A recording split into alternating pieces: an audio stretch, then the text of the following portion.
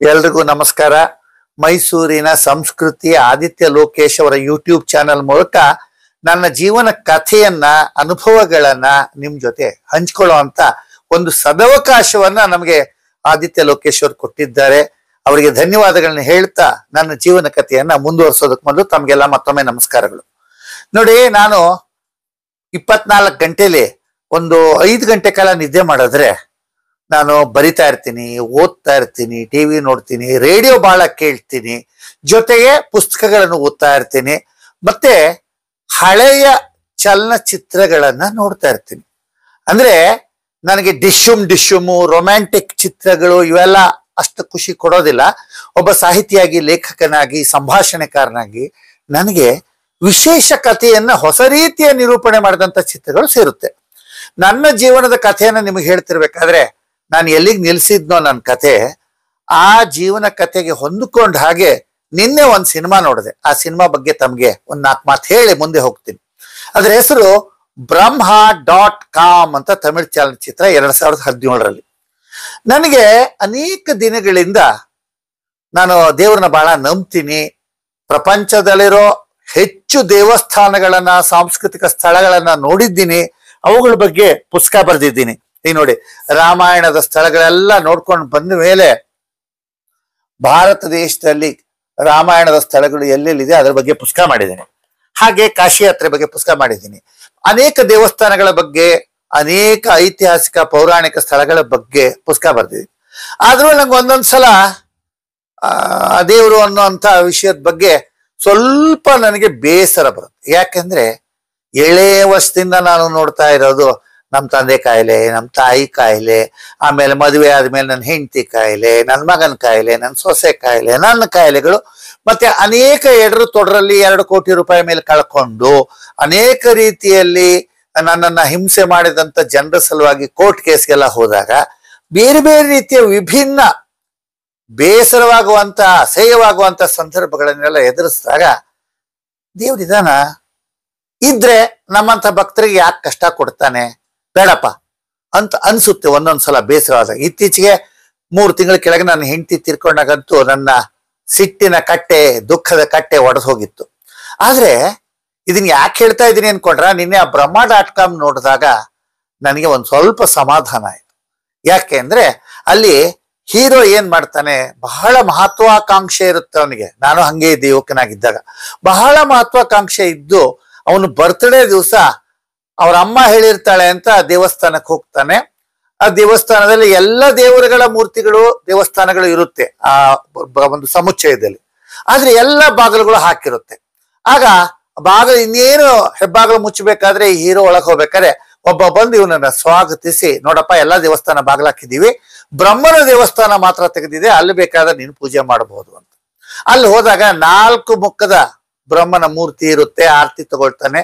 ಆಮೇಲೆ ಅವನು ಹೇಳ್ತಾನೆ, ಅಲ್ಲಿದ್ದಂತ ಅವನು ಪೂಜಾರಿ ಅಂತ ತಿಳ್ಕೊಳ್ಳಿ, ಪುರೋಹಿತ ಅಂತ ತಿಳ್ಕೊಳ್ಳಿ, ನೀನು ಆ 4ನೇ ಮುಖವನ್ನ ಮಾತ್ರ ನೋಡ್ಬೇಡ, ಈ 4 ಮುಖಗಳು 4 ವೇದಗಳನ್ನ ಪ್ರತಿನಿಧಿಸುತ್ತೆ, ಅಥರ್ವ ವೇದ ಇರುವಂತ ಮುಖವನ್ನ ನೀನು ನೋಡ್ಬೇಡ, ನೋಡಿದ್ರೆ ಏನೇನೋ ಜೀವನದಲ್ಲಿ ವ್ಯತ್ಯಾಸ ಆಗುತ್ತೆ ಅಂತ. ಇವನಿಗೆ ಬಹಳ ಬೇಜಾರಿರುತ್ತೆ. ಫ್ಲಾಶ್ ಬ್ಯಾಕ್ ನಲ್ಲಿ ಅವನು ಒಂದು ಸಂಸ್ಥೆಗೆ ಸೇವ್ ಆಗ್ಬೇಕು ಅಂತಿರ್ತಾನೆ, ಓದಿರ್ತಾನೆ, ಕಷ್ಟಪಟ್ಟು ಕೆಲಸ ಮಾಡ್ಬೇಕು ಅಂತಿರ್ತಾನೆ. ಆದ್ರೆ ಅವನ ಒಬ್ಬ ದಾಯಾದಿ ಅಲ್ಲಿ ಸಿಇಒ ಆಗಿ ಬಂದು ಕೂತ್ಕೊಂಡು ಇವನ್ ಪ್ರೋಗ್ರಾಮ್ ಪ್ರೊಡ್ಯೂಸರ್ ಆಗ್ತಾನೆ. ಅಂತ ಸಂದರ್ಭದಲ್ಲಿ ಇವನು ಇಲ್ಲಿ ಬಂದಿರ್ತಾನೆ. ಅಲ್ಲಿ ಅವನು ಆ ಬ್ರಹ್ಮನಿಗೆ ಭಕ್ತಿ ಇದೆಯೋ ಇಲ್ವೋ ನಮಸ್ಕಾರ ಮಾಡ್ಬಿಟ್ಟು, ನೀನು ನಮ್ಮ ಹಣೆ ಬಾರ ಬರೀತಿಯಂತೆ, ನನ್ನ ಹಣೆ ಬಾರ ನಾನು ಪ್ರೋಗ್ರಾಮ್ ಪ್ರೊಡ್ಯೂಸರ್ ಆಗೋರ ಬದಲು ಆ ಸಂಸ್ಥೆಯಲ್ಲಿ ಸಿಇಒ ಆಗಿದ್ರೆ ಚೆನ್ನಾಗಿತ್ತು, ನೀನ್ ನನಗಂತ ಅವಕಾಶ ಕೊಡ್ಲಿಲ್ಲ ಅಂತ ಹೇಳ್ತಾನೆ. ಆಗ ಇದ್ದಕ್ಕಿದ್ದಾಗೆ ಅಲ್ಲಿಯ ತೀರ್ಥವನ್ನ ತಗೊಂಡು ಆ ಬ್ರಹ್ಮನ ಮೂರ್ತಿ ತಿರುಗದಂತಾಗಿ 4ನೇ ಮುಖ ಇವನಿಗೆ ದರ್ಶನ ಕೊಟ್ಟಾಗ ಇವನು ಇದ್ದಕ್ಕಿದ್ದಂಗೆ ಎಲ್ಲೋ ಬ್ರಹ್ಮಾಂಡದಲ್ಲಿ ಯಾವುದೋ ಒಂದು ಮೂಲೆಗೆ ಹೋಗಿ ಬ್ರಹ್ಮಲೋಕಕ್ಕೆ ಹೋದಂಗಾಗತ್ತೆ. ಬ್ರಹ್ಮನ ಒಂದು ದರ್ಶನ ಆಗುತ್ತೆ ಅವನಿಗೆ ಮೂರ್ತಿ ಸ್ವರೂಪದಲ್ಲಿ. ಆಗ ಅವನು ವಾಪಸ್ ಬಂದ್ರೆ ಅವನು ಏನಿದಾನೆ ಅದು ಹೊಟ್ಟೋಗ್ಬಿಟ್ಟು ಏನಾಗ್ಬೇಕು ಅಂತ ಬಯಸಿರ್ತಾನೆ ಅದಾಗ್ಬಿಡುತ್ತೆ. ಅದಾಗಿ ಅವನ್ ಸಿಇಒ ಆಗಿರ್ತಾನೆ, ಸಣ್ಣ ಮನೆಯಿಂದ ದೊಡ್ಡ ಬಂಗ್ಲೆಯಲ್ಲಿ ಇರ್ತಾನೆ, ದೊಡ್ಡ ಕಾರಲ್ಲಿ ಡ್ರೈವರ್ ಬಂದ್ ಕರೀತಾನೆ, ಸಿಇಒ ಅವ್ನು ಕೂರಿಸ್ತಾರೆ. ಅವನು ಯಾರ ಜೊತೆ ದ್ವೇಷ ಮಾಡ್ತಿದ್ನೋ ಆ ದಾಯಾದಿ ಇವನ ಜಾಗದಲ್ಲಿ ಕೂತಿರ್ತಾನೆ. ಇವನು ಯಾರನ್ನು ಪ್ರೀತಿಸಿರ್ತಾನೆ ಅವಳು ಇವನು ಅಂತ ತಿಳ್ಕೊಂಡು ಅವನ ರೂಪಕ್ಕೆ ಹೋಗ್ತಾಳೆ. ಅಂದ್ರೆ ಅವಳನ್ನ ಪ್ರೀತಿಸಿ ಅವಳಿಗೋಸ್ಕರ ಸ್ಥಾನಮಾನ ಬೇಕು ಅಂತಿದ್ದಂಥವನಿಗೆ ಸ್ಥಾನ ಪಲ್ಲಟವಾಗಿರುತ್ತೆ. ಇವನು ದೊಡ್ಡ ಅಧಿಕಾರಿ ಆಗ್ತಾನೆ, ಎಲ್ಲ ಆಗ್ತಾನೆ. ಹಂತ ಹಂತವಾಗಿ, ನಾ ಪೂರ್ತಿ ಕತೆ ಹೇಳಲ್ಲ ನಿಮಗೆ, ಹಂತ ಹಂತವಾಗಿ ಎಲ್ಲ ಹೋಗಿ ಅವನಿಗೆ ಎಲ್ಲವೂ ಸಿಕ್ಕುತ್ತೆ. ಆದ್ರೆ ಯಾರಿಗೋಸ್ಕರ ಇವೆಲ್ಲ ಬೇಕು ಅಂತ ಅನ್ಕೊಂಡಿರ್ತಾನೆ ಆ ಲವರ್ ಇವನ್ ಕೈಗೆ ಸಿಗಲ್ಲ. ಮತ್ತೆ ಎಲ್ಲೆಲ್ಲೋ ಕಾಲಾಂತರದಲ್ಲಿ ಹೋಗಿ ಒಬ್ಬಳು ಯಾವಳ ಗಜಗಾಮಿನಾದಂತ ಒಬ್ಬ ದಪ್ಪನ ಹುಡುಗಿ ಜೊತೆ ಒಬ್ಬ ವಿಲನ್ ಮಗಳನ್ನ ಮದುವೆ ಆಗುವಂತ ಸಂದರ್ಭ ಬರುತ್ತೆ. ಆವಾಗ ಅವನು ಅಯ್ಯೋ ಬ್ರಹ್ಮ, ಇದನ್ನ ಯಾಕೆ ನನಗ್ ಕೊಟ್ಟಿಯೋ ಅಂತ ತಲೆ ಚಿಚ್ಕೋತಾನೆ. ವಾಪಸ್ ಹೋಗ್ತಾನೆ, ಆ ದೇವಸ್ಥಾನಕ್ಕೆ ಹೋಗಿ ವಾಪಸ್ ತಗೋ ಅಂತೆಲ್ಲ ಕೇಳ್ತಾನೆ. ಹೀಗೇನೇನೋ ಆಗಿ ಕತೆ ಕೊನೆಗೆ ಅನೇಕ ರೀತಿಯ ವಿಪ್ಲವಗಳು, ಸಂದರ್ಭಗಳು, ಘರ್ಷಣೆಗಳು ಎಲ್ಲ ಆದ್ಮೇಲೆ ಕೊನೆಗೆ ಶಾಂತಿ ಸ್ವರೂಪವಾಗಿ ಅವನು ವಾಪಸ್ ಹೋಗ್ಲಿಕ್ಕೆ ತಯಾರಾದಾಗ ಅವನ ಜೀವನಕ್ಕೆ ವಾಪಸ್ ಹೋಗ್ತಾನೆ. ಆಗ ಅವನು ಹೇಳ್ತಾನೆ, ಆ ಸಂದರ್ಭದಲ್ಲಿ ಡೈರೆಕ್ಟರ್ ಹೀರೋ ಮೂಲಕ ಹೇಳಿಸ್ತಾನೆ, ಬ್ರಹ್ಮ ಏನು ಮೂಲವಾಗಿ ಬರೆದು ಕೊಟ್ಟಿರ್ತಾನೋ ಎಲ್ಲವನ್ನೂ ಕೊಟ್ಟಿರ್ತಾನೆ ನಿನಗೆ ಪ್ರಾಪ್ತಿ ಆಗುವಂಥದ್ದು. ಆದ್ರೆ ನೀನು ನಿನ್ನದಲ್ಲದನ್ನ ಇನ್ನೊಂದನ್ನ ಬಯಸಿದ್ರೆ ಆ ಇನ್ನೊಂದು ಪ್ರಪಂಚ ಅಕಸ್ಮಾತ್ ನಿನಗೆ ಸಿಕ್ಕಿಬಿಟ್ರೆ, ಅಂದ್ರೆ ಒಂದು ನಿನಗೆ ಯಾವ್ದು ಪ್ರಾಪ್ತಿ ಆಗ್ಬೇಕಾಗಿತ್ತು ಅದರಲ್ಲೇ ನೀನಿದ್ರೆ ನಿನಗೆ ಎಲ್ಲ ಸಿಗುತ್ತೆ. ನಿನ್ನದಲ್ಲದಕ್ಕೆ ಇನ್ನೊಂದಕ್ಕೆ ಹೋದ್ರೆ ನೀನು 10 ಕಡೆ ಆಸೆ ಪಟ್ರೆ ಯಾವುದು ಸಿಗಲ್ಲ ಅಂತ. ಇದ್ರ ಜೊತೆಗೆ ಇನ್ನೊಂದು ಸಂದೇಶ ಏನಂದ್ರೆ, ಬಂದದ್ದನ್ನು ಬಂದಾಗ ಸ್ವೀಕರಿಸ್ಬೇಕು, ಸಮಾಧಾನವಾಗಿರ್ಬೇಕು. ಒಂದನ್ನ ಕಳ್ಕೊಂಡ್ರೆ ಇನ್ನೊಂದೇನೋ ಪ್ರಾಪ್ತಿಯಾಗುತ್ತೆ ಅಂತ. ಇದಕ್ಕೆ ಒಂದು ಸಣ್ಣ ಸಾಕ್ಷಿ ಹೇಳ್ಬೋದು. ಅಂದ್ರೆ ನನ್ನ ಹೆಂಡತಿ 3 ತಿಂಗಳು ಕೆಳಗೆ ತೀರ್ಕೊಂಡ ಮೇಲೆ ಬಹಳ ದುಃಖದಲ್ಲಿದ್ದೆ. 5 ಮುಖ್ಯವಾದಂತಹ ನನಗೆ ಪ್ರಶಸ್ತಿ ಬಹುಮಾನಗಳು ಬಂದು ಕರ್ನಾಟಕದ ಮೂಲೆಗಳಲ್ಲಿ. ಇದು ಒಂದು ರೀತಿಲಿ ನಾನು ಹೆಂಡತಿ ಎಲ್ಲೋ ಮೇಲಿದ್ದು ಅವಳು ನನ್ನ ಹೃದಯದಲ್ಲಿದ್ದಾಳೆ ಅಂತ ಅನಿಸ್ತು. ಆದ್ರೆ ನೀವು ಯಾರೂ ಸಹ ಊಹಿಸಲಾರಿ ಅಂತ ಅವಕಾಶ ಸಿಕ್ಕರೆ ನೀವ್ಯಾರು ಹೋಗಲ್ಲ ಕೆಲ್ಸಕ್ಕೆ. ಯಾಕೆಂದ್ರೆ 1 ತಿಂಗಳು ಪ್ರತಿದಿನ 10 ರೂಪಾಯಿ. ಇವಾಗ ಕೂಲಿ ಸಹ 10 ರೂಪಾಯಿಗೆ ಯಾರು ಬರಲ್ಲ. 10 ರೂಪಾಯಿ ಒಂದು ದಿನಕ್ಕೆ ದಿನಗೂಲಿ ಮಾಡ್ತೀಯಾ? ಹೆಸರು ಮಾತ್ರ ಫ್ಯಾಮಿಲಿ ಪ್ಲಾನಿಂಗ್ ಎಜುಕೇಶನ್ ಆಫೀಸರ್. ಹಳ್ಳಿಗೆ ಹೋಗ್ಬೇಕು, ಪ್ರತಿನಿತ್ಯ ಭಾಷಣ ಮಾಡಬೇಕು, ಜನರ ಜೊತೆ ಚರ್ಚೆ ಮಾಡಬೇಕು, ಗುಂಪು ಚರ್ಚೆ ಮಾಡಬೇಕು, ಮನೆಗೆ ಹೋಗ್ಬೇಕು, ಸರ್ವೆ ಮಾಡಬೇಕು, ಸಿನಿಮಾ ತೋರಿಸ್ಬೇಕು. ಇದೆಲ್ಲ ಇತ್ತು ಕೆಲಸ. ಮಾಡ್ತೀಯಾ ಅಂದ್ರು ಮಾಡ್ತೀನಿ ಅಂತ ಸೇರ್ಕೊಂಡ್ಬಿಟ್ಟೆ. ಯಾವಾಗ ನಾನು ಸೇರ್ಕೊಂಡಿದ್ದು MA ಆಗಿದ್ದು 73ನೇ ಇಸ್ವಿ ಮಾರ್ಚ್ ಅಲ್ಲಿ. ಇದನ್ನ ಬಹುಶಃ ನಾನು 73ರ ಜೂನ್ ತಿಂಗಳಲ್ಲೂ ಸೇರ್ಕೊಂಡೆ. ಹೋದೆ. ಮೊದಲನೇ ದಿವಸನೇ ಒಂದು ಹಳ್ಳಿಗೆ ಹೋದೆ. ನನ್ನ ಹತ್ರ ಫ್ಯಾಮಿಲಿ ಪ್ಲಾನಿಂಗ್ ಎಜುಕೇಶನ್ ಆಫೀಸರ್ ಅಂದ್ರೆ ಫ್ಯಾಮಿಲಿ ಪ್ಲಾನಿಂಗ್ ಎಜುಕೇಶನ್ ಯೂನಿಟ್ಗೆ ನಾ ಹೆಡ್. ಅಂದ್ರೆ ಅಲ್ಲೊಬ್ರು ದೇವಿ ಜಟಾರ್ ಅಂತ ಇದ್ರು. ಅವಳು ನನಗೆ ಜೀವನದಲ್ಲಿ ಡೆವಿಲ್ ಆದ್ಲು, ಮುಂದೆ ಬಹಳ ಕಾಡಿದ್ಲು. ಆ ಕತೆ ಮುಂದೆ ಹೇಳ್ತೀನಿ.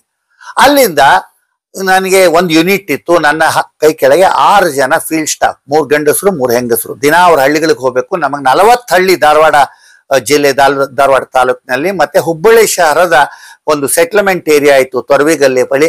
ಅಲ್ಲಿ ಒಂದು ಅರ್ಬನ್ ಸೆಂಟರ್ ಇತ್ತು. ಅವೆಲ್ಲಕ್ಕೂ ಇನ್ಚಾರ್ಜ್ ನಾನು.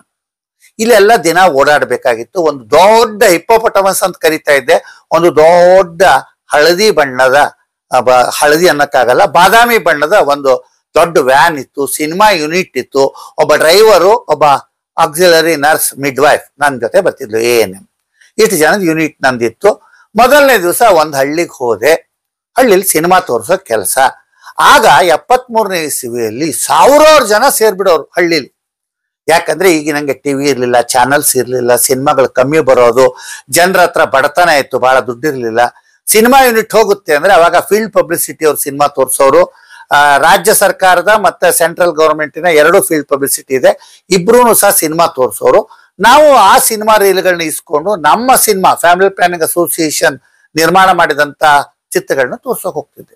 ನೋಡಿ, ಜೀವನದಲ್ಲಿ ನನ್ನ ಸಂದೇಶ ಏನು ಅಂದ್ರೆ, ನಿಮಗೆಲ್ಲ ಪ್ರತಿ ಕ್ಷಣನೂ ನಮ್ಗೇನೋ ಒಂದು ಅವಕಾಶ ಸಿಗುತ್ತೆ. ಪ್ರತಿ ಕ್ಷಣನೂ ನಾವು ನಮ್ಮ ವ್ಯಕ್ತಿತ್ವ ವಿಕಸನ ಮಾಡ್ಕೋಬೇಕು.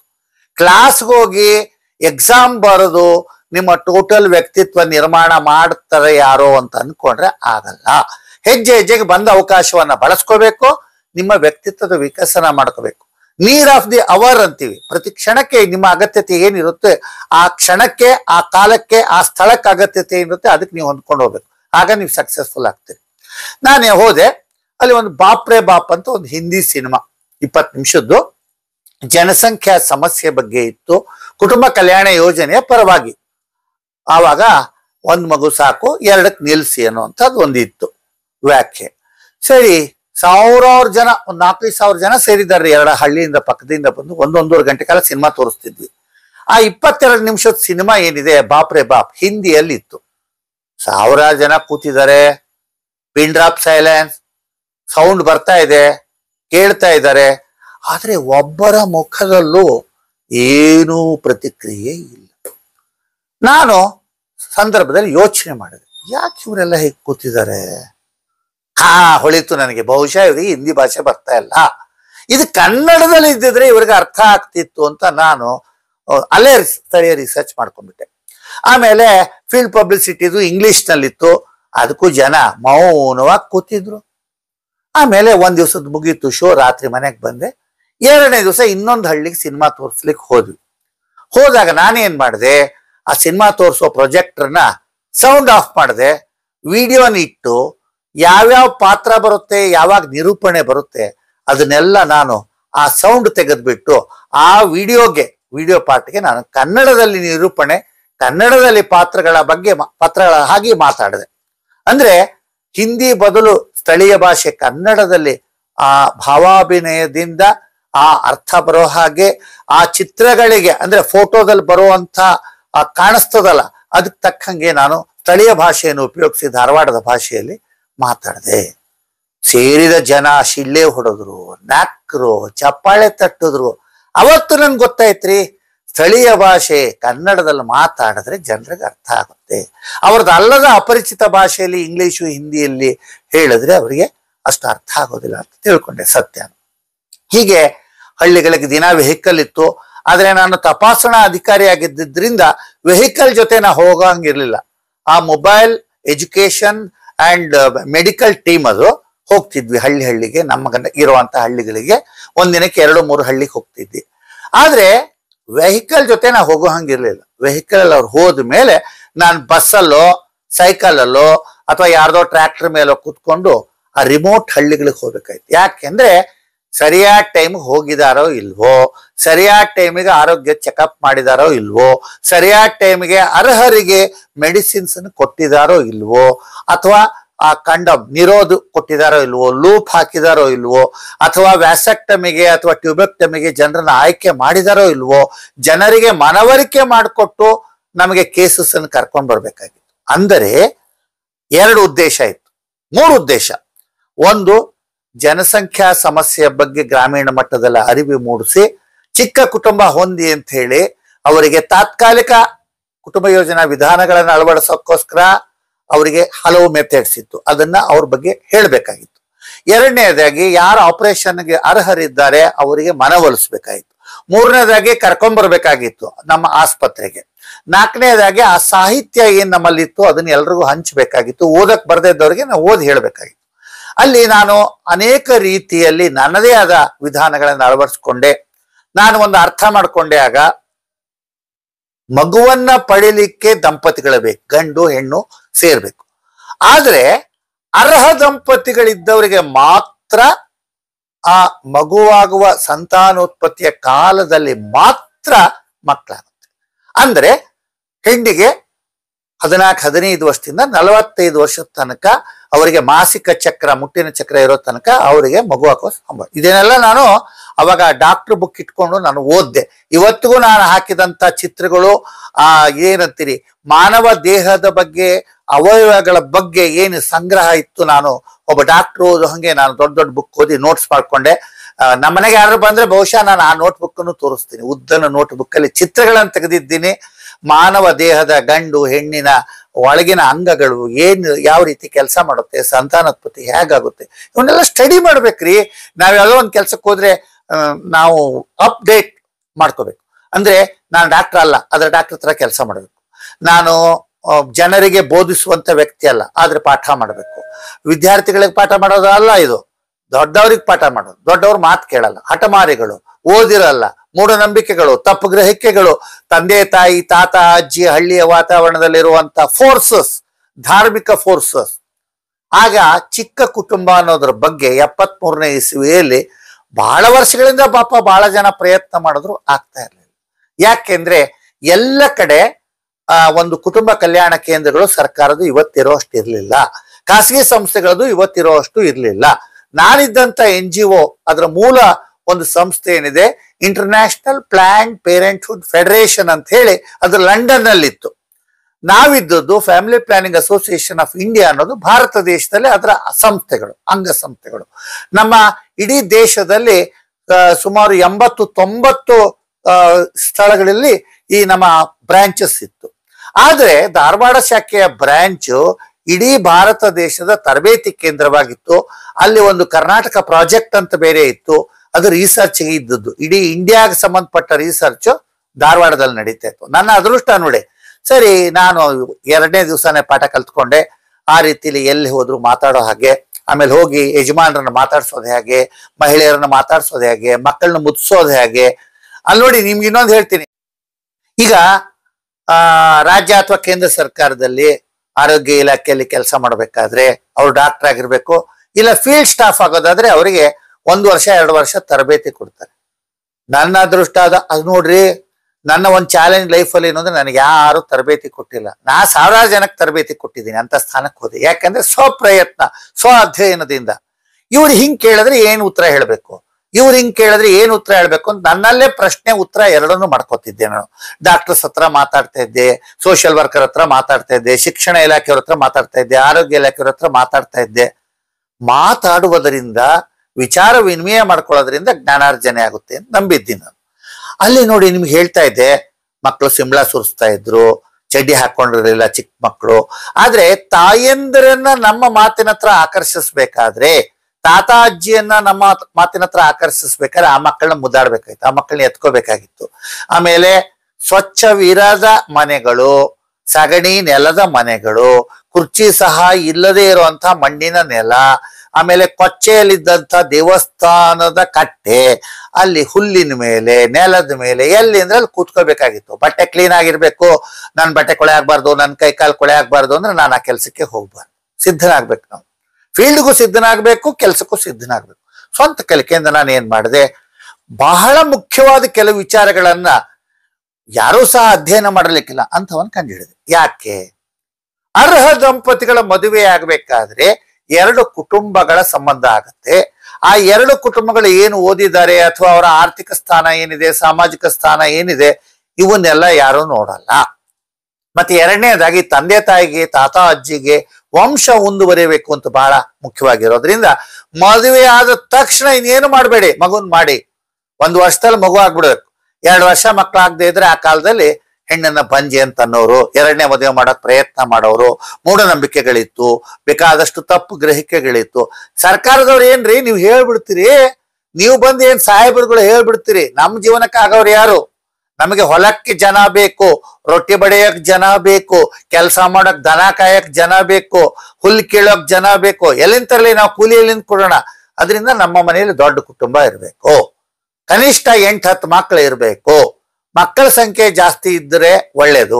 ಇದ್ರ ಮಧ್ಯದಲ್ಲಿ ಏನಾಗೋದು ನಿಮಗೆ ಹೇಳ್ತಾ ಇದ್ದೀನಿ ಮಾಹಿತಿ.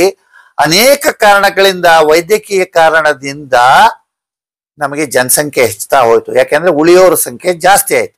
ಆದ್ರೆ ಮೊದಲು ನಿಮಗೆ ಗೊತ್ತಿದೆಯೋ ಇಲ್ಲೋ, ಅನೇಕ ಕಾರಣಗಳಿಂದ ಕಾಯಿಲೆಗಳು ಬಂದು ಹುಟ್ಟಿದ ಮಕ್ಕಳಲ್ಲಿ 80% 90% ಮಕ್ಕಳು 1 ವರ್ಷ ಆಗೋದ್ರೊಳಗೆ ತೀರ್ಕೊಂಡ್ಬಿಡೋದು. ಅತಿಭೇದಿ ಇರೋದು, ಗಂಟ್ಲು ನೋವು ಇರೋದು, ಡಿಫ್ತೀರಿಯಾ ಇರೋದು, ಅಥವಾ ಬೇರೆ ಬೇರೆ ರೀತಿಯಲ್ಲಿ ಕಾಯಿಲೆಗಳು ಬರೋದು. ಈ ಪೋಲಿಯೋ ಡ್ರಾಪ್ಸ್ ಹಾಕ್ತಾರೆ ನೋಡಿ, ಪೋಲಿಯೋ ಬರೋದು. ಹೀಗಾಗಿ ಹುಟ್ಟಿದ ಎಲ್ಲ ಮಕ್ಕಳು ಸತ್ತು ಹೋದ್ರೆ ಏನ್ ಮಾಡೋದು? ಮಕ್ಕಳು ಉಳಿಬೇಕಲ್ಲ. ಹೀಗಾಗಿ 10 ಮಕ್ಕಳಾರಾಗ್ಬೇಕು, 8 ಮಕ್ಕಳಾರಾಗ್ಬೇಕು, 4 ಹೋದ್ರು 4 ಉಳಿಯುತ್ತೆ ಅಂತ ಲೆಕ್ಕ ಹಾಕ್ತಿದ್ರು ಜನ. ಇಂಥವ್ರ ಮಧ್ಯೆ ನಾನು ಹೋದ್ರೆ ಹೆಂಡತಿಗೆ ಸ್ವಾತಂತ್ರ್ಯ ಇಲ್ಲ.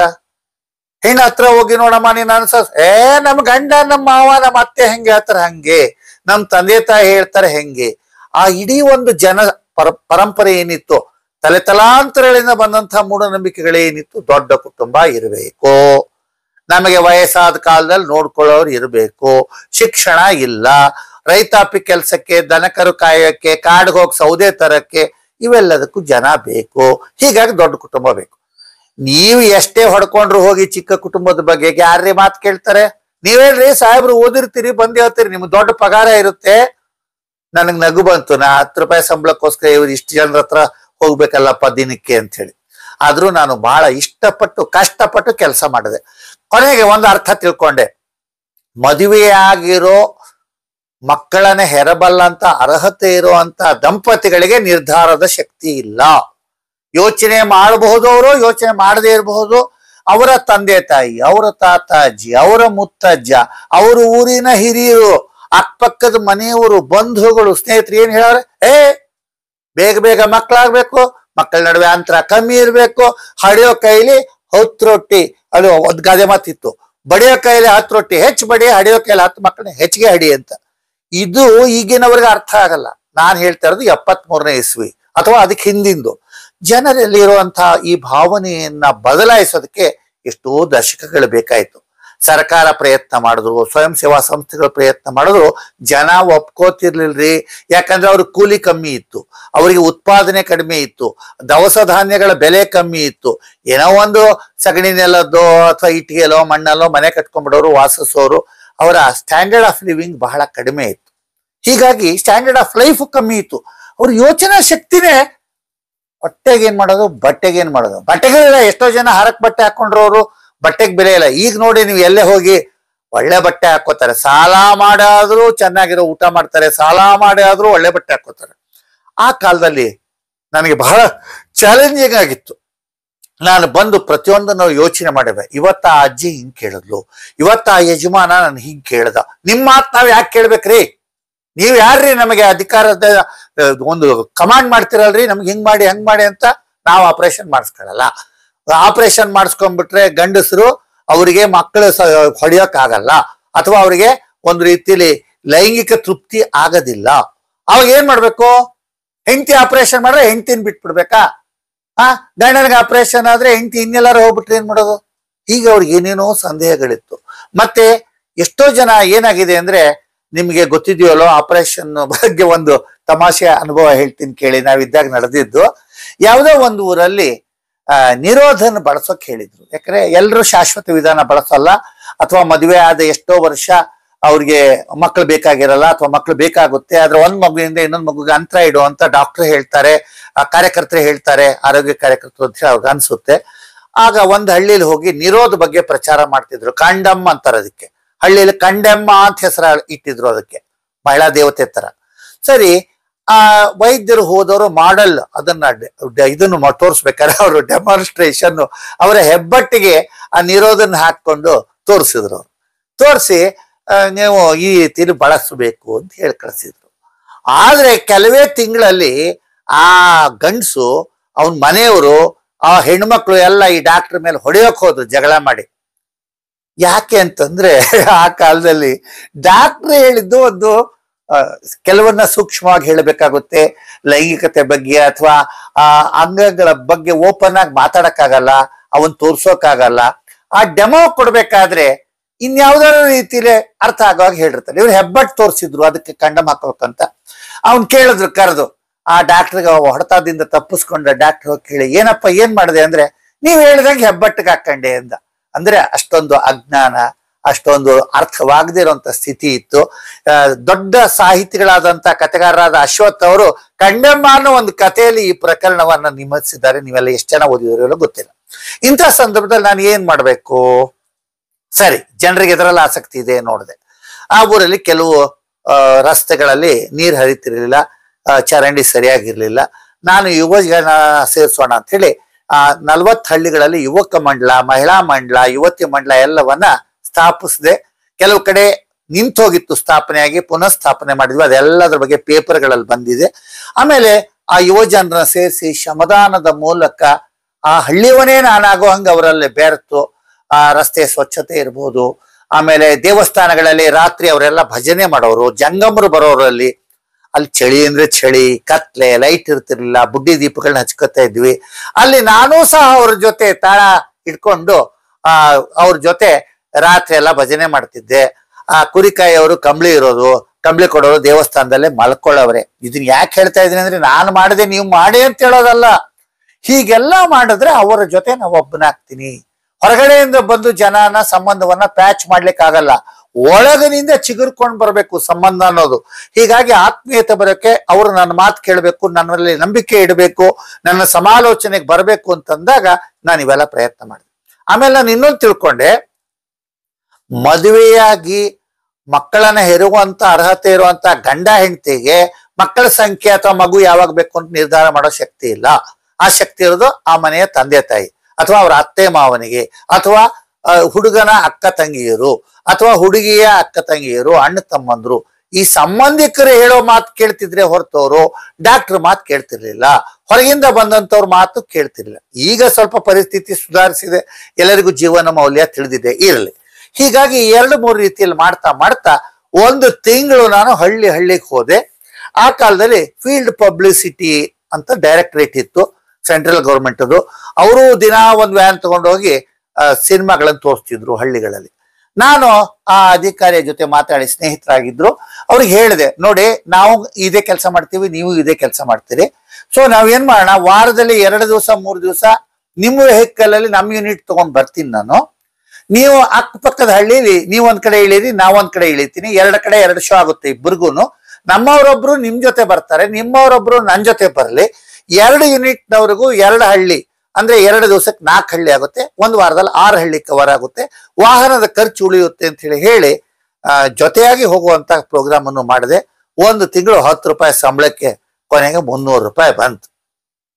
ಆಮೇಲೆ 1 ತಿಂಗಳಾದ್ಮೇಲೆ ಅಲ್ಲಿ ಇಂಟರ್ವ್ಯೂ ಇತ್ತು. ಅದಕ್ಕೆ 35 ಜನ ಬಂದಿದ್ರು, ಡಬಲ್ ಗ್ರಾಜುಯೇಟ್ಸ್, ಪೋಸ್ಟ್ ಗ್ರಾಜುಯೇಟ್ಸ್, ಆಮೇಲೆ PhD ಮಾಡಿದವರು, ಅನುಭವ ಇರೋರು, ಸರ್ಕಾರಿ ಇಲಾಖೆಯಲ್ಲಿ ಅಧಿಕಾರಿ ಆಗಿದ್ದವರು, ಬೇರೆ ಬೇರೆ ಊರುಗಳಿಂದ ಎಲ್ಲ ಜನ ಬಂದ್ರು. ಓಹೋ, ಈ ಕೆಲಸ ನಂಗೆ ಸಿಗುತ್ತೋ ಇಲ್ವೋ ಗೊತ್ತಿಲ್ಲ, ನನ್ ಕೊಡ್ತಾರ ಇಲ್ಲೋ, ನನ್ಗೇನು ಇನ್ಫ್ಲೂಯೆನ್ಸ್ ಇಲ್ಲ, ಏನಿಲ್ಲ, ಕಷ್ಟಪಟ್ಟು ಕೆಲಸ ಮಾಡಿದೀನಿ ಅಂತ ಅನ್ಕೊಂಡೆ. ಆದ್ರೆ ನನ್ನ ಅದೃಷ್ಟ, ನನಗೆ ಕೆಲಸ ಸಿಕ್ತ್ರಿ.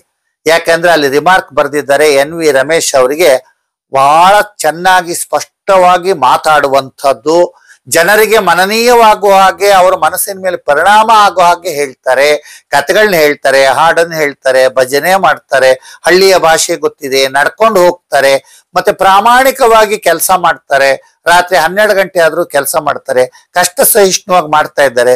10 ರೂಪಾಯಿ ಸಂಬಳಕ್ಕೆ ಇವ್ರು ಹಿಂಗ್ ಮಾಡಿದ್ರೆ, ಇವ್ರಿಗೆ 1500 ರೂಪಾಯಿ ಸಂಬಳ ಕೊಟ್ರೆ ಇವ್ರು ಎಷ್ಟು ಮಾಡ್ಬೋದು, ಯುವಕರಾಗಿದ್ದಾರೆ ಅಂತ ಹೇಳಿ. ನನಗೆ ನೋಡಿ ಎಷ್ಟು ಗೊತ್ತಾ ವಯಸ್ಸು, 51 ಇಸ್ವಿ ನವೆಂಬರ್ 29ಕ್ಕೆ ನಾವು ಹುಟ್ಟಿದ್ದಲ್ವಾ. ನಾನು 73ಕ್ಕೆ ಸೇರಿದಾಗ ನನಗೆ 21 ಮುಗಿದು 22 ಬರೋವಂಥ ಸಂದರ್ಭ. ಯುವಕ ನಾನು, ಬಿಸಿ ಬಿಸಿ ರಕ್ತ ಚಿಮ್ತಿರುವಂತ ಹದಿಹರಿಯದ ದಾಟಿ ಯುವಕನಾದವನು. ಸರಿ, ನನಗೆ ಬಹಳ ಸಂತೋಷ ಆಯ್ತು. 1500 ರೂಪಾಯಿ ಸಂಬಳ ರೆಗ್ಯುಲರ್ ಆಯ್ತು. ನಾನು ದಿನಾಲು ಕೆಲಸ ಮಾಡ್ತಿದ್ದೆ. ನಮ್ಮ ತಂದೆ ಇನ್ನು ಕೆಲಸದಲ್ಲಿ ಇದ್ದದ್ರಿಂದ ನಮ್ಮ ತಂದೆ 1 ಪೈಸಾ ನನ್ನ ಹತ್ರ ಇಸ್ಕೊಳ್ಳಿಲ್ಲ. ನಾನು ಏನ್ ಮಾಡ್ತಿದ್ದೆ ಕೇಳ್ಬೋದು ನೀವು. ಈಗಿನವರಾದ್ರೆ ಬಹಳ ಜನರು ನೀವು 1500 ರೂಪಾಯಿ ಸಂಗ್ರಹಿಸ್ಕೊಂಡು ಬ್ಯಾಂಕಲ್ಲಿ ಹಾಕೋತೀರಿ, ಇಲ್ಲ ಏನಾದ್ರು ಕೊಂಡ್ಕೋತೀರಿ. ನಾನು ನಮ್ಮ ಯೂನಿಟ್ ಇತ್ತಲ್ಲ, ಅವ್ರು ಚೆನ್ನಾಗಿ ಕೆಲಸ ಮಾಡ್ಬೇಕು. ಏನ್ ಮಾಡ್ಬೇಕು, ಯಾವ್ದೋ ಟೈಮ್ಗೆ ಹೋಗ್ತೀವಿ, ಎಲ್ಲೋ ಹೋಗ್ತೀವಿ, ಏನ್ ಮಾಡೋದು. ಸರಿ, ಒಂದೊಂದು ಹಳ್ಳಿಗೆ ಹೋಗ್ಬೇಕಾದ್ರೆ ನಾವು ಹೊರಗಡೆಯಿಂದ ಹೋಟ್ಲಲ್ಲಿ ರೊಟ್ಟಿಗಳು, ಬದನೆಕಾಯಿ ಪಲ್ಯ, ಚಟ್ನಿ ಪುಡಿ, ಮೊಸರು ಎಲ್ಲ ಕಟ್ಟಿಸ್ಕೊಂಡು ಹೋಗ್ತಿದ್ದೆ. ನಮ್ಮ 6 ಜನ ಸ್ಟಾಫು, ಡ್ರೈವರು, ಆನರ್ಸರ್ಗೆಲ್ಲ ನಾನು ಟೀ ಕುಡಿಸೋದಾಗ್ಲಿ, ಊಟ ಕೊಡಿಸೋದಾಗ್ಲಿ, ಆಮೇಲೆ ರಜಾ ದಿವಸ ಬೆಳದಿಂಗಳ ಊಟ ಅಂತ ಹುಬ್ಬಳ್ಳಿ ನೃಪತುಂಗ ಬೆಟ್ಟಕ್ಕೆ ಹೋಗೋದಾಗ್ಲಿ, ನನ್ನ ಫೀಲ್ಡ್ ಸ್ಟಾಫ್ ಸಲುವಾಗಿ ನನ್ನ 1500 ರೂಪಾಯಿನೂ ನಾನು ತಿಂಗಳಿಗೆ ಖರ್ಚು ಮಾಡಿದೆ. ಈಗ ಯಾರು ಮಾಡ್ತೀರಾ ನೀವು? ಮಾಡಕ್ ಸಾಧ್ಯವಿಲ್ಲ. ಸರಿ, ಅದೇ ಟೈಮಿಗೆ ಸಮೃದ್ಧಿ ಅಂತ ಒಂದು ಕ್ವಾರ್ಟರ್ಲಿ ಮ್ಯಾಗಝಿನ್ ತಂದೆ. ಅದರಲ್ಲಿ ಲೇಖನಗಳನ್ನು ಬರಿತಾ ಇದ್ದೆ. ಶಾಲಾ ವಿದ್ಯಾರ್ಥಿಗಳಿಗೆ ಜನಸಂಖ್ಯೆ ಬಗ್ಗೆ ಮತ್ತೆ ಆರ್ಥಿಕತೆ ಬಗ್ಗೆ ಸ್ಪರ್ಧೆ ಇಡ್ತಿದ್ದೆ. ಲೇಖನ ಬರೀಬೇಕು, ಕವಿತೆ ಬರೀಬೇಕು, ಮತ್ತೆ ಆ ತರ 3 ತಿಂಗಳಿಗೆ ಒಂದ್ಸಲ ಪ್ರಕಟವಾಗುವಂತ ಇಶ್ಯೂಸ್ ಅನ್ನ ಪ್ರಕಟ ಮಾಡ್ತಾ ಇದ್ದೆ ನಾನು ಸಂಪಾದಕನಾಗಿ. ಹಾಗೆ ಮಾಡ್ತಾ ಮಾಡ್ತಾ ಮಾಡ್ತಾ ಮಾಡ್ತಾ ಮಾಡ್ತಾ ಕೈಗಾರಿಕೆಗಳಿಗೆ ಹೋದೆ, KSRTCಗೆ ಹೋದೆ, ಬೇರೆ ಬೇರೆ ಹುಬ್ಬಳ್ಳಿಯಲ್ಲಿ ಇದ್ದಂತ ಇಂಡಸ್ಟ್ರೀಸ್ಗೆ ಹೋದೆ, ಧಾರವಾಡದಿಂದ ಬೇಲೂರು ಅಂತಿದೆ ಅಲ್ಲಿರೋ ಇಂಡಸ್ಟ್ರಿಗಳಿಗೆ ಹೋದೆ, ರೈತರ ಹತ್ರ ಹೋದೆ, ಕಾರ್ಖಾನೆಗಳಿಗೆ ಹೋದೆ, ಆಮೇಲೆ ಕೊಳಚೆ ಪ್ರದೇಶಕ್ಕೆ ಹೋದೆ. ಹುಬ್ಬಳ್ಳಿಯಲ್ಲಿ ಒಂದು ಸ್ಲಮ್ ಏರಿಯಾ ಇತ್ತು, ಅಲ್ಲಿ ಹೋದ್ರೆ ಕಡ್ದಾಕ್ಬಿಡ್ತಾರೆ ಹೆದರ್ಸೋರ್ ಜನ. ಅಲ್ಲಿ ಕಳ್ಳಬಟ್ಟಿ ತಯಾರು ಮಾಡ್ತಾ ಇದ್ರು. ನಾನು ಹೋದಾಗ ಒಂದ್ಸಲ ಒಂದು ಮನೆಯಲ್ಲಿ ಗುಪ್ತವಾಗಿ ನನ್ನ ಕಳ್ಳಬಟ್ಟಿ ಹೆಂಗ್ ತಯಾರು ಮಾಡ್ತಾರೆ ಅದನ್ನು ತೋರಿಸಿದ್ರು. ಎಷ್ಟು ಅಸಹ್ಯವಾಗಿರುತ್ತೆ ಗೊತ್ತಾ, ಅದೆಲ್ಲ ಸಿದ್ಧತೆ ಮಾಡೋದು. ಟೈರ್ ಹಾಕೋರು, ಬಾಟ್ಲ್ ಹಾಕೋರು, ಏನೇನ್ ಕಸ ಎಲ್ಲ ಹಾಕೋರು, ಅದ್ರಲ್ಲಿ ದೊಡ್ಡದಾಗಿ ಜಾಲೆ, ಅದ್ರ ಮಧ್ಯದಲ್ಲಿ ಕುದಿಯೋದು. ಕುಡಿತೀರಾ ಸರ್ ಅದ್ರ? ಅಯ್ಯೋ ಬೇಡಪ್ಪ ಅಂತಂದೆ, ನನಗೆ ವಾಂತಿ ಬರೋಂಗಾಯ್ತು. ಅಂದ್ರೆ ಆ ಕಳ್ಳಬಟ್ಟಿ ತಯಾರಿಸುವಂತ ಸಂಸ್ಥೆ ಅಲ್ಲಿಯೂ ಸಹ ಹೋಗಿ ನಾವು ಅಲ್ಲಿ ಹುಬ್ಬಳ್ಳಿ ಅಂತ ಶಹರದಲ್ಲಿದ್ರು ಸಹ ಸ್ಲಮ್ ಏರಿಯಾದಲ್ಲಿ ಬಹಳ ಸ್ವಚ್ಛತೆ ಇರಲಿಲ್ಲ. ಅಲ್ಲಿ ಒಂದು ರೀತಿಯಲ್ಲಿ ಕೆಟ್ಟ ಪರಿಸ್ಥಿತಿ ಇತ್ತು, ವೇಶ್ಯಾವಾಟಿಕೆ ಇತ್ತು, ಕಳ್ಳರಿದ್ರು, ದರೋಡೆಕೋರರಿದ್ರು. ಅಂಥಲ್ಲಿ ಜನರ ಮನಸ್ವಭಾವವನ್ನು ಬದಲಾಯಿಸೋದು ಬಹಳ ಕಷ್ಟ ಇತ್ತು.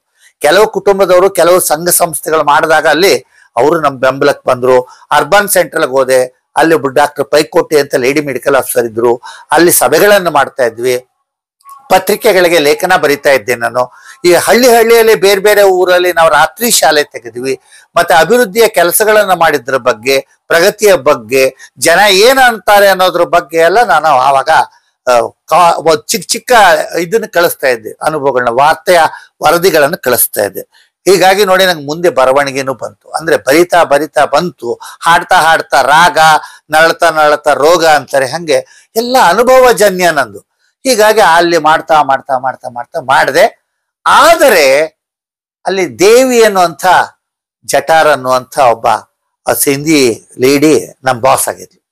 ಅವಳಿಗೆ ನನಗೆ ಬಹಳ ವಿರುದ್ಧ. ಯಾತಕ್ಕೆ ಅಂದ್ರೆ ನಾನು ಫೀಲ್ಡ್ ಸ್ಟಾಫಿಗೆ ಸಂಬಳ ಕೊಡೋದು, ವೆಹಿಕಲ್ ಇರೋದು, ನಾವೆಲ್ಲ ಸಂಬಳ ತಗೊಳ್ಳೋದು 100% ನಮ್ಮ ಗುರಿಯನ್ನು ಸಾಧಿಸ್ಲಿಕ್ಕೆ, ಕೆಲಸ ಮಾಡ್ಲಿಕ್ಕೆ, ಸಂಸ್ಥೆಗೆ ಒಳ್ಳೆ ಹೆಸರು ಬರ್ಲಿಕ್ಕೆ ಅಂತ. ಆದ್ರೆ ಆ ಲೇಡಿ ಏನ್ ಮಾಡಿದ್ಲು, ಈ ಲೇಡಿ ಫೀಲ್ಡ್ ಸ್ಟಾಫ್ ಅವ್ರ ಮನೆಗೆ ಹೋಗ್ಬೇಕು, ಅವರ ರೇಷ್ಮೆ ತೋಟದಲ್ಲಿ ಕೆಲಸ ಮಾಡಬೇಕು, ಅವ್ರ ಮನೆ ಬಟ್ಟೆ ಒಗಿಬೇಕು, ಅವ್ರ ಮನೆ ಅಡಿಗೆ ಮಾಡಬೇಕು, ಆದ್ರೆ ಅಟೆಂಡೆನ್ಸ್ ಇಲ್ಲಿ ಕೊಡ್ಬೇಕು. ಅಂದ್ರೆ ಸಂಬಳ ಸಂಸ್ಥೆಯಿಂದ ಕೆಲಸ ಅವ್ರ ಮನೇಲಿ ಅಂತ ನಾನು ಇದನ್ನ ವಿರೋಧಿಸ್ದೆ. ಇದನ್ನ ವಿರೋಧಿಸಿದಾಗ ನನಗೆ ಟಾರ್ಗೆಟ್ ಕೊಟ್ಟಿದ್ದೀರಿ ನೀವು, ಆ ಟಾರ್ಗೆಟ್ ನಾನು ಅದನ್ನ ಸಾಧಿಸ್ಬೇಕು ಅಂತಂದ್ರೆ ಎಲ್ರು ನಾವು ಹೆಚ್ಚು ಕೆಲಸ ಮಾಡ್ಬೇಕು. ನೀವಿರೋ 6 ಜನದಲ್ಲಿ 2-3 ಜನ ನಿಮ್ಮನೆ ಕೆಲಸಕ್ಕೆ, ನಿಮ್ ತೋಟದ ಕೆಲ್ಸಕ್ಕೆ ಕರ್ಕೊಂಡ್ಬಿಟ್ರೆ ಹೆಂಗೆ ಅಂತ. ಹೀಗಾಗಿ ಅವಳಿಗೆ ನನಗೆ ಬಹಳ ಭಿನ್ನಾಭಿಪ್ರಾಯ ಬಂತು. ಅವಳಾಗ ಅನೇಕ ಮೆಮೊ ಕೊಟ್ಲು, ನನ್ನ ಕೆಲಸದಿಂದ ತೆಗಿಬೇಕು ಅಂತ ಪ್ರಯತ್ನ ಮಾಡಿದ್ಲು. ನಾನಲ್ಲಿ 2 ವರ್ಷ ಕೆಲಸ ಮಾಡಿದ್ದೆ. 2 ವರ್ಷ ಕೆಲಸ ಮಾಡಿದ್ಮೇಲೆ ರಾತ್ರಿ ಎಲ್ಲ ಆಫೀಸಲ್ಲಿ ಇರ್ತಿದ್ದೆ. ಒಂದು ಕೀ ನನ್ನ ಹತ್ರ ಇರೋದು. ರಾತ್ರಿ ಎಲ್ಲ ಬರೀತಿದ್ದೆ, ರಾತ್ರಿ ರಿಪೋರ್ಟ್ ಬರೀತಿದ್ದೆ, ಬೇರೆ ಬೇರೆ ಪತ್ರಿಕೆಗಳು ಬರೀತಿದ್ದೆ, ಎಲ್ಲ ಬರೀತಿದ್ದೆ. ಆ ಸಂದರ್ಭದಲ್ಲಿ ಒಂದ್ಸಲ ಏನಾಯ್ತು, ಅಲ್ಲಿ ಯೂನಿಟ್ ಇದೆ, ಅಂದ್ರೆ ನಮ್ಮ ಸಂಸ್ಥೆಗೆ ಒಂದು ಸಮಿತಿ ಇರುತ್ತೆ, ಕಂಟ್ರೋಲಿಂಗ್ ಸಮಿತಿ. ದೇಶಪಾಂಡೆ ಅವರು ಅಧ್ಯಕ್ಷರಾಗಿದ್ರು, ಉಷಾಮೂರ್ತಿ ಅನ್ನೋರು ಗೌರವ ಕಾರ್ಯದರ್ಶಿ. ಅವರು ನನ್ನ ಪೊಲಿಟಿಕಲ್ ಸೈನ್ಸ್ ಹೇಳ್ಕೊಟ್ಟಂತ ಲೆಕ್ಚರರು, ಅವ್ರಿಗೂ ನಾನು ಪೆಟ್ ಸ್ಟಾಫ್ ಆಗಿದ್ದೆ. ಆದ್ರೆ ಈ ಜಟಾರ್ ಅವರ ಸಂಚಿನಿಂದ ಬಾಂಬೆಯಲ್ಲಿ ಇದ್ದಂತ ಹೆಡ್ ಕ್ವಾರ್ಟರ್ಸ್ ಅಲ್ಲಿ ಅವ್ರಿಗೆ ಒಬ್ರು ಕಮಲಾ ಅನ್ನೋಂಥ ಲೇಡಿ, ರಾಷ್ಟ್ರ ಮಟ್ಟದಲ್ಲಿ ಇದ್ದಂತಹ ಲೇಡಿಗೆ ಇವರು ಪತ್ರ ಬರೆದ್ರು. NV ರಮೇಶ್ ಅನ್ನೋನು ನನ್ನ ಮಾತು ಕೇಳಲ್ಲ, ತನಗ್ ಬೇಕಾದಂಗೆ ಮಾಡ್ತಾ ಇದ್ದಾನೆ, ಹೀಗಾಗಿ ಅವನ್ನ ಕೆಲಸದಿಂದ ತೆಗೆದು ಹಾಕ್ಬೇಕು ಅಂತ. ಅನ್ಫಾರ್ಚುನೇಟ್ಲಿ ಅಥವಾ ಫಾರ್ಚುನೇಟ್ಲಿ ನಾನು ಕಸದ ಬುಟ್ಟಿಯಲ್ಲಿ ಒಂದು ಕಾರ್ಬನ್ ಪೇಪರ್ ಹುಡ್ಕೋಕ್ ಹೋದಾಗ ಅಲ್ಲಿ ಕಾರ್ಬನ್ ಪೇಪರ್ ಅಲ್ಲಿ ಏನೋ ಟೈಪ್ ಮಾಡಿ ಎಸ್ತಿದ್ರು. ಅದನ್ನು ಉಲ್ಟಾ ಇಟ್ಕೊಂಡು ನಾನು ಓದಿದ್ರೆ ನನ್ನನ್ನು ತೆಗೆದಾಕ್ಬೇಕು ಅಂತ ಸಂಚು ಮಾಡಿದ್ದಾರೆ ಅಂತ ಗೊತ್ತಾಯ್ತು. ಇವರೇನ್ ನಾನು ತೆಗಿಯೋದು, ನಾನೇ ಬಿಟ್ಟು ಹೋಗ್ತೀನಿ ಅಂತ ಹೇಳಿ ಮಾರನೇ ದಿವಸನೇ ನಾನು ಒಂದು ರಾಜೀನಾಮೆ ಪತ್ರವನ್ನು ಅವ್ರ ಹತ್ರ ಬಿಸಾಕಿದೆ. ಅವಳಿಗೆ ಶಾಕ್ ಆಗೋಯ್ತು. ಯಾಕೆ ಬಿಟ್ಟು ಹೋಗ್ತೀರಿ ನೀನು ಅಂತ. ನಮ್ಮ ಇವರು ಕಮಿಟಿಲಿ ಇದ್ದವರು ಒಂದಿಬ್ಬರು ನನ್ ಕೇಳಿದ್ರು, ಯಾಕೆ ಬಿಟ್ಟು ಹೋಗ್ತಾ. ಇಲ್ಲ, ನನಗೆ ಬೇಜಾರಾಯ್ತು, ಸಾಕು ಇದು, ನಾ ಬೇರೆ ಕೆಲ್ಸಕ್ಕೆ ಹೋಗ್ತೀನಿ ಅಂತ ಬಂದೆ. ನೋಡಿ, ನಿಮ್ಗೆ ಹೇಳಿದ್ನಲ್ಲ ಬ್ರಹ್ಮ.com ಕಥೆನ, ಹಂಗೆ ಎಲ್ಲೋ ಸಿಕ್ಬೇಕಾಗಿತ್ತು, ಎಲ್ಲೋ ಹೋಗ್ಬೇಕಾಗಿತ್ತು, ಎಲ್ಲೋ ಹೋದೆ. ಅಲ್ಲಿಂದ ಒಂದ್ ಕಡೆ ದೀಪ ಆರ್ತು ಕತ್ಲೆ ಆಯ್ತು ಅಂದ್ರೆ ಇನ್ನೊಂದ್ ಕಡೆ ಬೆಳಕು ಹಚ್ತಾರೆ, ಕಾಯ್ಬೇಕು ನಾನು ಅದಕ್ಕೆ. ಸರಿ, ಅದಕ್ಕೆ ಸಿದ್ಧನಾದೆ. ನಾನು ನನ್ನ ತಮ್ಮ ಧಾರವಾಡದಲ್ಲಿ ಕೆಲಸ ಸಿಗಲ್ಲ ಅಂತ ಬೆಂಗಳೂರಿಗೆ ಹೋದ್ವಿ. ಬೆಂಗಳೂರಿಗೆ ಹೋಗಿ ಎಷ್ಟು ನಡೀತಾ ಇದ್ವಿ ಅಂದ್ರೆ ನಿಮಗೆ ಆಶ್ಚರ್ಯ ಆಗುತ್ತೆ. ಅವಾಗ ಬೆಂಗಳೂರಿನಲ್ಲಿ ರಸ್ತೆಗಳೆಲ್ಲ ಖಾಲಿ ಇರ್ತಿದ್ವು, ತುಂಬಾ ವಾಹನಗಳು ಓಡಾಡ್ತಿರ್ಲಿಲ್ಲ. ನಮ್ಮ ಹತ್ರ ವಾಹನಕ್ಕೆ ದುಡ್ಡು ಇರ್ಲಿಲ್ಲ. ಚಿಕ್ಕಪ್ಪನ ಮನೇಲಿ ಇಳ್ಕೊಂಡಿದ್ವಿ. ಬೆಳಗ್ಗೆ ಎದ್ದು ಕಾಫಿ ಕುಡಿದ್ರೆ ನಾವಿಬ್ಬರು ನಡ್ಕೊಂಡು ರಾಜಾಜಿನಗರದಿಂದ ಮೆಜೆಸ್ಟಿಕ್ ನಡ್ಕೊಂಡು ಬರ್ತಾ ಇದ್ವಿ. ಅಲ್ಲಿಂದ ಜಯನಗರದಲ್ಲಿ ಒಂದು ಕೆಲಸ ಇದೆ ಅಂದ್ರೆ ಜಯನಗರಕ್ಕೆ ಹೋಗ್ತಿದ್ವಿ. ಆಗ ವಿಧಾನಸೌಧದಲ್ಲೆಲ್ಲ ಈಗಿನಷ್ಟು ಸೆಕ್ಯೂರಿಟಿ, ತುಂಬಾ ಯಾರು ಹೋಗ್ಲಾರದಂತ ಪರಿಸ್ಥಿತಿ ಇರ್ಲಿಲ್ಲ. ನಾವು ಇಡೀ ಬೆಂಗಳೂರು ನಗರವನ್ನ ಸುತ್ತುತ್ತಾ ಅರ್ಜಿ ಬರೆಯೋದು, ಪೇಪರ್ ಅಲ್ಲಿ ದಿನ ನೋಡೋದು, ಯಾವ ಕೆಲಸ ಖಾಲಿ ಇದೆ, ಯಾರೋ ಎಲ್ಲಿ ಹೇಳ್ತಾರೆ ಈ ಶಾಲೆಯಲ್ಲಿ ಹೋಗಿ ಮಾಡು, ಆ ಶಾಲೆಯಲ್ಲಿ ಹೋಗಿ ಮಾಡು ಅಂತ. ನಾನು ಅವಾಗ ರಾಜಾಜಿನಗರದಲ್ಲಿದ್ದಂಥ ಒಂದು ಟ್ಯುಟೋರಿಯಲ್ಸ್ಗೆಲ್ಲ ಹೋಗಿ ಕೇಳಿದೆ. ಒಂದು ಟ್ಯುಟೋರಿಯಲ್, ಅಸಂಪ್ಷನ್ ಅಂತ ಒಂದು ಟ್ಯುಟೋರಿಯಲ್, ರಾಜಾಜಿನಗರ 3rd ಬ್ಲಾಕ್ ಅಲ್ಲಿ. ಅವ್ರು ಹೇಳಿದ್ರು, SSLC ತನಕ ವಿದ್ಯಾರ್ಥಿಗಳಿದ್ದಾರೆ, 8ನೇ ಕ್ಲಾಸು, 9ನೇ ಕ್ಲಾಸು, 10ನೇ ಕ್ಲಾಸ್ಗೆ English, Kannada, science, social studies ಎಲ್ಲ ಪಾಠ ಮಾಡಬೇಕು. 1 ಗಂಟೆ ಪಾಠ ಮಾಡಿದ್ರೆ 2 ರೂಪಾಯಿ. ನೀವ್ ಯಾರು ಹೋಗ್ತೀರಾ ಹೇಳಿ, ನಿಮ್ಗೆ ನಗು ಬರ್ಬಹುದು. ನಾನು ಹೇಳ್ತಾ ಇರೋದು 74ನೇ ಇಸ್ವಿಲಿ 1 ಗಂಟೆ ಪಾಠಕ್ಕೆ 2 ರೂಪಾಯಿ. ನಾನು ಒಂದು ದಿನಕ್ಕೆ 5 ಪಾಠ ಮಾಡಿದ್ರೆ ನಿಮ್ಗೆ 10 ರೂಪಾಯಿ ಸಿಗೋದು. ಇರ್ಲಿ ಮಾಡ್ತೀನಿ, ಖಾಲಿ ಕೂತಿರ್ಬಾರ್ದು. ಖಾಲಿ ಇದ್ರೆ ಏನ್ idle mind is devils workshop ಅಂತ ಇರಬಾರ್ದು ಅಂತ. ಬೆಳಗ್ಗೆ ಎಲ್ಲ ಸುತ್ತಿದ್ದೆ, ಸಾಯಂಕಾಲ ಪಾಠ ಮಾಡ್ತಿದ್ದೆ. ಹೀಗೆ ಸುತ್ತ ಸುತ್ತ ಒಂದ್ಸಲ ವಿಧಾನಸೌಧಕ್ಕೆ ಹೋದೆ. ವಿಧಾನಸೌಧದಲ್ಲಿ ಹೋಗಿ ಕರ್ನಾಟಕ ರಾಜ್ಯ ಯುವಜನ ಸೇವಾ ಇಲಾಖೆ ಅಂತಿದೆ, ಆ ಯೋಜನಾ ಸೇವಾ ಇಲಾಖೆಯಲ್ಲಿ ಒಬ್ಬ ಯುವಕನಿಗೆ ಕೆಲಸ ಸಿಗ್ಬೇಕಂತ ಹೋದೆ. ಜೋಗೇಂದ್ರ ಸಿಂಗ್ ಅವರು ಆಗ ನಿರ್ದೇಶಕರಾಗಿದ್ರು, ನಿಮಗೆ ಗೊತ್ತಿರ್ಬೋದು, ಮುಂದೆ CBI ನಿರ್ದೇಶಕರಾದವರು. ಆ ಜೋಗೇಂದ್ರ ಸಿಂಗ್ ಅವ್ರ ರೂಮಿಗೆ ಹೋದೆ. ಏನ್ ಬೇಕು? ನಂಗೊಂದು ಕೆಲಸ ಬೇಕು, ಕೊಡಿ. ಏನ್ ಓದಿದ್ಯಾ? MA economics. ಎಷ್ಟು ವಯಸ್ಸು? ಇಷ್ಟು ವಯಸ್ಸು. ನಿನಗೆ ಕೆಲಸ ಕೊಡುವಂಥದ್ದು ಏನು ಇಲ್ವಲ್ಲ, ಸರ್ಕಾರದ ಮಟ್ಟದಲ್ಲಿ ಕೆಲಸ ಸಿಗೋದು ಬಹಳ ಕಷ್ಟ, ಅದಕ್ಕೆ ರಿಟರ್ನ್ ಟೆಸ್ಟ್ ಇರುತ್ತೆ, ಇಂಟರ್ವ್ಯೂ ಇರುತ್ತೆ. ನೀವು ಏನಾರು ಮಾಡಿ ಸರ್, ನಾನು ಅನ್ಎಂಪ್ಲಾಯ್ಡ್, ನಂಗೊಂದು ಕೆಲಸ ನೀವು ಕೊಳ್ಳೇಬೇಕು ಅಂದ್ರೆ. ಆವಾಗ ಅವ್ರು ನಕ್ಕು ಬಿಟ್ಟು ಹೇಳಿದ್ರು, ನೋಡಪ್ಪ, MA ಎಕನಾಮಿಕ್ಸ್ ಕೊಡುವಂತ ಕೆಲಸ ಏನೂ ಇಲ್ಲ ನನ್ನ ಹತ್ರ. ಆದ್ರೆ ನಿಮ್ಗೆ ಸಹಾಯ ಮಾಡ್ಬೇಕಂದ್ರೆ ಒಂದ್ ಮಾಡಬಹುದು. ಕರ್ನಾಟಕ ರಾಜ್ಯ ಯುವಜನ ಸೇವಾ ಇಲಾಖೆಯಲ್ಲಿ ಕರ್ನಾಟಕ ಯೂತ್ ಕೋರ್ ಅಂತಿದೆ, ಅದರ ತರಬೇತಿ ತಿಂಗಳು ಇರುತ್ತೆ. ಆಮೇಲೆ ರಾಜ್ಯದಲ್ಲಿ ಬೇರೆ ಬೇರೆ ಮೂಲೆಯಿಂದ ಬಂದಂತ ಮಹಿಳೆಯರು, ಯುವತಿಯರು, ಯುವಕರು ಮತ್ತೆ ಆರ್ಟಿಷನ್ಸ್ ಇವರಿಗೆಲ್ಲ ತರಬೇತಿ ಇರುತ್ತೆ. ನೀನಲ್ಲಿ ಸೇರ್ಕೊಳ್ಳೋದಾದ್ರೆ ಸೇರ್ಕೋಬಹುದು. ಆದರೆ ನಮ್ಮ ಯುವಜನ ಸೇವಾ ಇಲಾಖೆಯಲ್ಲಿ ಯಾರ ಕೋರ್ಗೆ ಅಂದ್ರೆ ಯೂತ್ ಟ್ರೈನಿಂಗ್ ಬಂದಿರ್ತಾರೆ ಅವರಿಗೆ ತಿಂಗಳಿಗೆ 200 ರೂಪಾಯಿ ಕೊಡ್ತೀವಿ. ನಿನಗೆ ಪಾರ್ಟ್ ಟೈಮ್ ಇನ್ಸ್ಟ್ರಕ್ಟರ್ ಅಂತ ಹೇಳಿ 150 ರೂಪಾಯಿ ಕೊಡ್ತೀಯ, ಸೇರ್ಕೋತೀಯ ಅಂದ್ರು. ನಡಿ. ನಾನು 10 ರೂಪಾಯಿಂದ ಜೀವನ ಶುರು ಮಾಡಿ, ಆಕಾಶವಾಣಿ ಬಾಲ್ಯದಲ್ಲಿ 5 ರೂಪಾಯಿಂದ ಶುರು ಮಾಡಿ, ಇಲ್ಲಿ 10 ರೂಪಾಯಿ ದಿನಕ್ಕೆ ಬಂದು, ಆಮೇಲೆ 1500 ರೂಪಾಯಿ ಸಂಬಳ ತಗೊಂಡು ಕೆಲಸ ಬಿಟ್ಟು ಇಲ್ಲಿ ಬಂದ್ರೆ 250 ರೂಪಾಯಿ ಸಿಗುದು. ಅದು ಏನೋ ಅವ್ರೊಂದು ಕಂಡೀಷನ್ ಹಾಕಿದ್ರು. ನಮ್ಮ ಸ್ಪೆಷಲ್ ಆಫೀಸರ್ ನಾರಾಯಣ್ ಅಂತಿದ್ದಾರೆ, ಅವ್ರ ಜೊತೆ ನೀನು ಬೆಂಗಳೂರಿಂದ 20 ಕಿಲೋಮೀಟರ್ ದೂರದಲ್ಲಿ ಮೈಸೂರು ರೋಡ್ ಅಂತ ಕುಂಬಳಗೋಡ್ಗೆ ಹೋಗ್ಬೇಕು. ಆ ಕುಂಬಳಗೋಡ್ನಲ್ಲಿ ತರಬೇತಿ ನಡೆದಿದೆ. ಅಲ್ಲಿ ಹೋದಾಗ ಒಂದು ಟಾಪಿಕ್ ಕೊಡ್ತಾರೆ ನಾರಾಯಣ್ ಅವರು, ನೀವ್ ಮಾತಾಡ್ಬೇಕು. ಮಾತಾಡ್ತೀಯಾ? ಆಗ್ಲಿ ಸರ್, ಆಯ್ತು. ನಾ ಯಾವ್ದಕ್ಕೂ ನೋ ಅಂತಿರ್ಲಿಲ್ಲ. ಎಸ್ ಬಹಳ ಪಾಸಿಟಿವ್ ನಾನು. ಸರಿ, ಅವ್ರ ಜೊತೆ ಹೋದೆ. ನಾರಾಯಣ ಅವರಲ್ಲಿ ಹೋದ್ರು. 150 ಜನ ತಂಡ ಇತ್ತು ಯುವಕರದು. ನೀನ್ ಇವರಿಗೆ ಯುವಕರ ಸಮಸ್ಯೆಗಳು ಅನ್ನೋದ್ರ ಬಗ್ಗೆ 10 ನಿಮಿಷ ಮಾತಾಡು ಅಂದ್ರು. ನಾನು ಕೇಳ್ಬೇಕೆ? ನಾ ತುಂಬಾ ಓದ್ಕೊಂಡಿದ್ದೀನಿ, ಚಿಕ್ಕಂದಿಂದ ತುಂಬಾ ಯೋಚನೆ ಮಾಡ್ತೀನಿ. ಆಮೇಲೆ ಹಳ್ಳಿಲ ಅನುಭವ ಇದೆ, ಪಟ್ಟಣದಲ್ಲಿ ಅನುಭವ ಇದೆ, ಕಾಲೇಜು ಯೂನಿವರ್ಸಿಟಿಲೆಲ್ಲ ಕೆಲಸ ಮಾಡ್ತಿದ್ದಾಗ ಕಾರ್ಯಕ್ರಮಗಳನ್ನ ಮಾಡ್ತಾ ಇದ್ದೆ, ಸ್ಕ್ರಿಪ್ಟ್ ಬರೀತಿದ್ದೆ. ಹೀಗಾಗಿ ನಾನು 1 ಗಂಟೆ 15 ನಿಮಿಷ ಭಾಷಣ ಮಾಡಿದೆ. ನೋಡ್ದೆ ನಾರಾಯಣ ಅವ್ರ ಮುಖ ಅರಳಿತ್ತು. ನನಗೆ ಸ್ಪಾಟ್ ಅಲ್ಲಿ ಆಫೀಸ್ ಆರ್ಡರ್ ಇಲ್ಲ, ಕೆಲಸದ್ದು ಇಲ್ಲ, ನಿಂಗೆ 150 ರೂಪಾಯಿ ಕೆಲಸ ಇವತ್ತಿಂದ ಮಾಡು. ಸರಿ, ಹಾಸ್ಟೆಲಲ್ಲೇ ಇದ್ದೆ. ಅಲ್ಲಿ ಬೆಳಗಿನ ಜಾವ ಎದ್ರೆ ಭಾರತ್ ಸೇವಾ ದಳದವ್ರು ಇದ್ರು, ಅವ್ರ ಜೊತೆ ಸೇರಿಸಿ ಈ 150 ಜನಕ್ಕೆ ಬೆಳಗ್ಗೆ ಪ್ರಾರ್ಥನೆ ಮಾಡಿಸು, ಡ್ರಿಲ್ ಮಾಡಿಸು. ಆಮೇಲೆ ಅವ್ರಿಗೊಂದು 10 ನಿಮಿಷ ದೇಶದ ಬಗ್ಗೆ ಹೇಳೋದು, ಇತಿಹಾಸದ ಬಗ್ಗೆ ಹೇಳೋದು, ಭೂಗೋಳದ ಬಗ್ಗೆ ಹೇಳೋದು. ಆಮೇಲೆ ಅವರಿಗೆ ತಿಂಡಿ ಎಲ್ಲ ಆದ್ಮೇಲೆ ಬೆಳಗ್ಗೆ 10ರಿಂದ ಸಂಜೆ 6 ಗಂಟೆ ತನಕನೂ ಚಟುವಟಿಕೆ. ಆ ಚಟುವಟಿಕೆಗಳಲ್ಲಿ ಬೇರೆ ಬೇರೆ ಸರ್ಕಾರದ ಇಲಾಖೆಗಳ ತಜ್ಞರು, ಅಧಿಕಾರಿಗಳು ಬಂದು ಪಾಠ ಮಾಡೋರು. ಆದ್ರೆ ನನಗೊಂದು ಕಂಡೀಷನ್ ಹೇಳಿದ್ರು ನಮ್ಮ ಡೆಪ್ಯೂಟಿ ಡೈರೆಕ್ಟರ್ ಮೇಲ್ನವರು, ನೋಡು, ಯಾರೇ ಬರಲಿ ಅತಿಥಿಗಳು ಭಾಷಣ ಮಾಡ್ಲಿಕ್ಕೆ ಅವರಿಗೆ ಸ್ವಾಗತ ಮಾಡೋದು ಮತ್ತೆ ಅವರಿಗೆ ವಂದನಾರ್ಪಣೆ ಮಾಡೋದು ನಿನ್ನ ಕೆಲಸ. ಇದೇನ್ರಿ ಇಷ್ಟೇನಾ ನಿಮ್ ಕೆಲಸ? ಇಲ್ಲ ಮತ್ ಕೇಳಿ. ಇನ್ನೂ ಒಂದು ಕಂಡೀಷನ್ ಹೇಳಿದ್ರು, ಅಕಸ್ಮಾತ್ ಟೈಮ್ ಟೇಬಲ್ ಅಲ್ಲಿ ಯಾರಾದ್ರೂ ಬರದೇ ಇದ್ರೆ ಆ ವಿಷಯದ ಬಗ್ಗೆ ನೀ ಮಾತಾಡ್ಬೇಕು. ಸ್ವಲ್ಪ ನಂಗೆ ಸಂಕೋಚ ಆಯ್ತು, ಆಗುತ್ತಾ ಇದ್ ನನ್ನಿಂದ ಅಂದ್ಕೊಂಡೆ. ಸರಿ, ಎಲ್ಲದಕ್ಕೂ ತಯಾರಾಗೋಣ ಅಂತ ಅಂದ್ಕೊಂಡೆ. ಸರಿ, ಅಲ್ಲಿ ಏನು ಅಂದ್ರೆ ಹಾರ್ಟಿಕಲ್ಚರ್ ಅಧಿಕಾರಿ ಬರ್ದಿದ್ರೆ ಹಾರ್ಟಿಕಲ್ಚರ್ ಮಾತಾಡ್ಬೇಕು, ಅಗ್ರಿಕಲ್ಚರ್ ಬರ್ದಿದ್ರೆ ಅಗ್ರಿಕಲ್ಚರ್ ಮಾತಾಡ್ಬೇಕು, ಹೆಲ್ತ್ ಅವ್ರು ಬರ್ದಿದ್ರೆ ಹೆಲ್ತ್ ಮಾತಾಡ್ಬೇಕು, ಶಿಕ್ಷಣ ಇಲಾಖೆಯವ್ರು ಬರ್ದಿದ್ರೆ ಶಿಕ್ಷಣದ ಮಾತಾಡ್ಬೇಕು.